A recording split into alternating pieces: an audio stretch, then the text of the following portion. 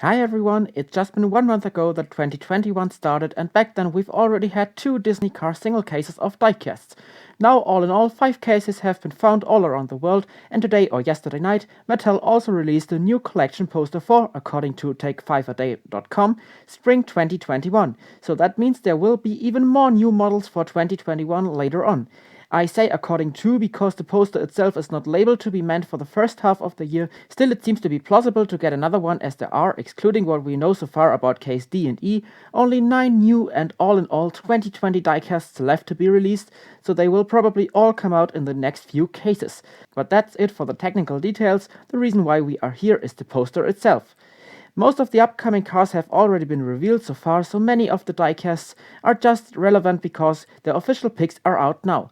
All in all, the first half of the year includes some nice re-releases. There is Suki, who has already been released many times now, so she is not that fascinating. Same with Kabuto here, we've had him a couple of times too. Bob Pulley is included in Case E, which has been found in Canada so far. Same here with Jimmy Cables, a Cars 3 Piston Cup stock car racer who was only available 2 or 3 times in a Target exclusive 11 pack, so he remains as one of the cooler releases for this year. Next, there is one more Piston Cup racer, Brian Spark.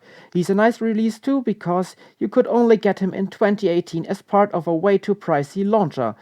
What I find also nice to see is that the Hot Rod series gets completed by a soon release of Louis Nash, who is not only a popular character, but whose standard variant has only been released once. Again, we already got some pics of the next one, which is the Sputterstop tractor, which is for me one of the coolest racing tractors we've had so far, as I like the color shade and design a lot.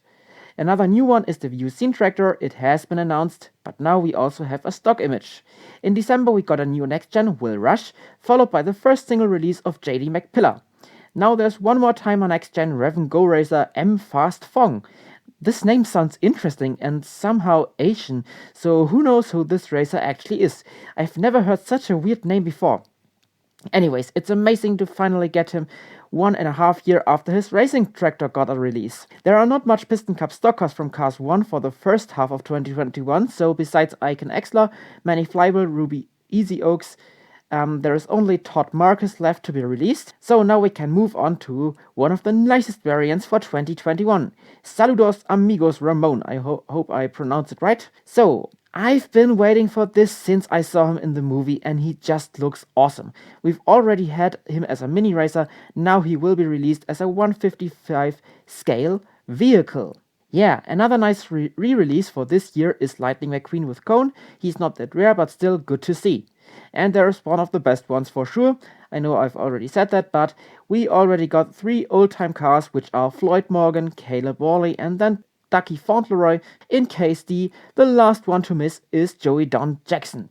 It's interesting to see that he's kind of similar to Ducky. Still an awesome release, and I'd say that he has got a model we've not seen yet. We know that Sweet Tea's 2 band members, Robert and Pam, will come, so they are no surprise on the poster, but still definitely some of my favorites for 2021.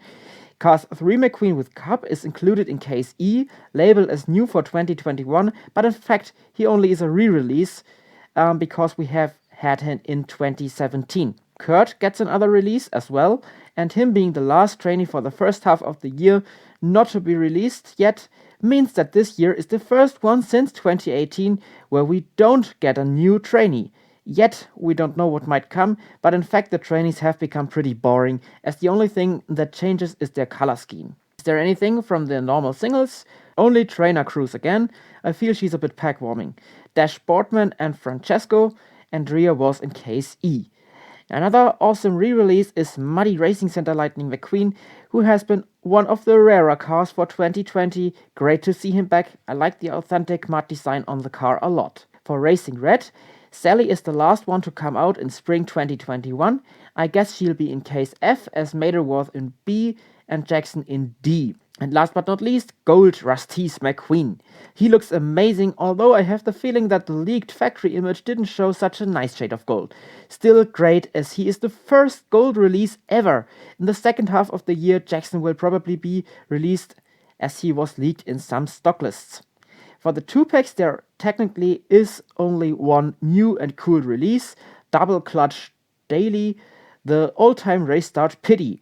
Unsurprisingly, he comes with Dirt Track Dog. Yeah, we need to buy Dog to get him. And for the deluxes, there is Leroy Traffic with Snow Tires, who has only been released once, and the previously cancelled fan favorites Mater, but pictures have been leaked some weeks ago, so those are actually not that new. All in all, the first half of 2021 is great. We got and get 12 all new characters and 11 new variants if I count right.